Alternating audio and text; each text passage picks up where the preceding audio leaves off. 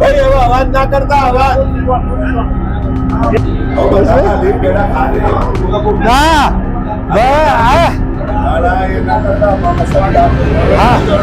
ભાઈ આવજો ભાઈ પત્રકાર મિત્રો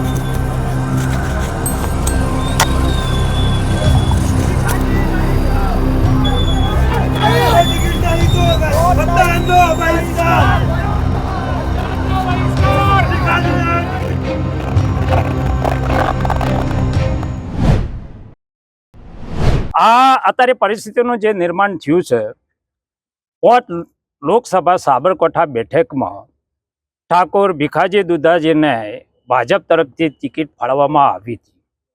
ઠાકોર સમાજ અને ભ્રમિત કરવામાં આવ્યો કે ભાઈ આ તો ઓબીસી સમાજમાં નથી, સરનેમ ડામોર, અમે સરનેમ ડામોરે અમે રાણા પ્રતાપના વંશજો છીએ. હું સમગ્ર ડામોર સમાજના એક ઠાકોર સમાજના પ્રમુખ તરીકે આપને નિવેદન કરવા માંગુ છું. આ લોકશાહી છે.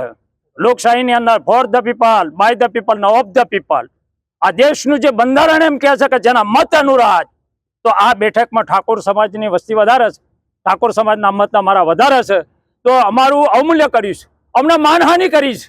માનહાનિ એટલા માટે કે સરનેમ ડામોર જે છે એ ઓબીસીમાં ગણાતા નથી, એટલે અમારું જબરજસ્ત ડામોર સમાજનું માનહનન થયું છે. જેમ દ્રૌપદીના જેમ ભરસભામાં જે ચીરહરણ થતા એમ અમારા સમાજનું ચીરહરણ થયું છે, અમારું સમાન ગવાયું છે. હવે અમારી એક નમ્ર નિવેદન છે કે ભીખાજી ડામોર એ લોકસભાના ઉમેદવાર જાહેર થઈ ગયા છે, જાહેર છે ને જાહેર રવાના છે. તમને એ ઉમેદવાર નીકળતો તો અમારા મહિલાને હલવા માંગતા હો તો મહિલા ઉમેદવાર પણ અમારા ગામમાં છે, આપો, અમે બતાવી દઈએ ખમેરવંતો. આ સાબરકાંઠાની જે લોકસભાની જે બેઠક છે ને સાહેબ, એ તો ઠાકોરોની જ છે. અને ઠાકોરોની વાત કરો તો આપણે તુષાર ચૌધરી એસટીમાં આવે છે સાહેબ, ઓપન બેઠક છે, તો એ હવે કોંગ્રેસે એને એ જાહેર કર્યા છે. તો વળી આ વિવાદ કયો આવ્યો? આ વિઘ્ન સંતોષીઓ કોણ છે સાહેબ? આવનાર દિવસોમાં વિઘ્ન સંતોષીઓ ખુલ્લા પડશે અને અમે અમારા સમાજનું જે અવમાન કર્યું છે, અમે માનહાનિનો કેસ કરશું. કારણ કે ભ્રમિત કર્યા છે, અમારા સમાજને અમૂલ્ય કર્યું છે. અને અમારો જિલ્લો ખરેખર અરવલ્લીમાં એક જ વ્યક્તિનો જો આ માગણીમાં હોય અને એને ટિકિટ આપી અને લડવા વાળા લોકો હતા, એ અમારું ચીરહરણ કરી અમારા સમાજને ઘોર અન્યાય કર્યો છે. એટલે આ ન સહી શકાય એવું અમારા માટે આ એક બનાવ બન્યો છે. અને ભીખાજી સાહેબ જીતેલા જ હતા, બમ્ફર 5 લાખ ઉપરના મતથી અમે લીડથી જીતાડવાના હતા. અમે મંત્ર નક્કી કર્યો હતો કે ભીખાજી તમે આગે बढ़ो, हम तुम्हारे साथ है. 5 લાખ ઉપરની લીડ થી જીતવાના હતા, એમાં કોઈ બેમત નહોતું. એટલે આવનાર દિવસોમાં શું થશે અને શું ન થાય એ આવનાર દિવસોમાં આજે હોમો ઉમેદવાર આવે એને વિચારવાનું રહેશે સાહેબ. આટલી વાત કહી હું વિરમું છું. જય હિન્દ, જય ભારત. ભારત. આજે સાબરકાંઠા લોકસભાના ભારતીય જનતા પાર્ટીના ઉમેદવાર તરીકે જ્યારે મારી પસંદગી થઈ છે ત્યારે રાષ્ટ્રીય નેતૃત્વ એટલે કે આપણા જ પનોતા પુત્ર આદરણીય નરેન્દ્રભાઈ મોદી સાહેબનો આભાર માનું છું. સાથે સાથે આપણા કેન્દ્રના ગૃહમંત્રી આદરણીય અમિતભાઈ શાહ સાહેબનો પણ આભાર માનું છું અને આપણા રાષ્ટ્રીય અધ્યક્ષ આદરણીય જેપી નડ્ડા સાહેબનો પણ આભાર માનું છું. સાથે સાથે આપણું ગુજરાતનું પ્રદેશનું શ્રેષ્ઠ નેતૃત્વ આદરણીય CR પાટીલ સાહેબ એમનો પણ આભાર માનું છું. મુખ્યમંત્રી ભૂપેન્દ્રભાઈ પટેલ સાહેબનો આભાર માનું છું. સંગઠન મહામંત્રી આદરણીય રત્નાકરજીનો આભાર માનું છું. તેમજ અમારા બંને જિલ્લાના સંગઠનના પ્રમુખ ભાઈ શ્રી રાજેન્દ્ર કુમાર જેઠાભાઈ પટેલ, સાબરકાંઠાના કનુભાઈ પટેલ અને બાકીના મહામંત્રીઓ એમનો પણ આભાર માનું છું. અને જ્યારે મારી ભારતીય જનતા પાર્ટીના એક કાર્યકર્તા તરીકે ભારતીય જનતા પાર્ટીએ પસંદગી કરી છે ત્યારે શ્રેષ્ઠ નેતૃત્વનો હું ખૂબ ખૂબ આભાર માનું છું.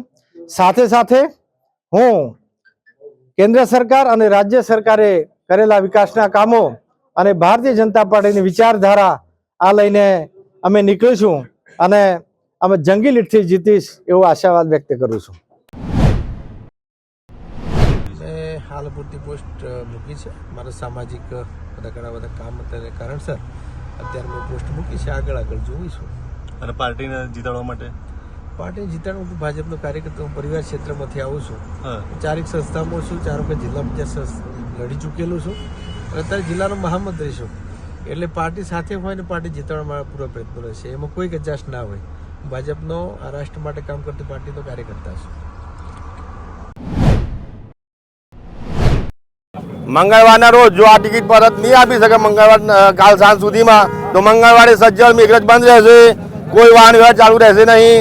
તમામ દુકાનો, તમામ પાનના ગલ્લાથી માંડી અને દૂધ પર શાકભાજી સદંતર સ્વયંભૂ બંધ રહેશે. એની અમે બાંહેધરી આપીએ છીએ. તો અમારી ટિકિટ જોઈએ અને જોઈએ જ. ભીખાજી ઠાકોરને જ જોઈશે. અને આગામી જો આનો નહીં લેવાય તો અમે જિલ્લા બંધનું પણ આંદોલન કરીશું અને ટિકિટ લાવીશું.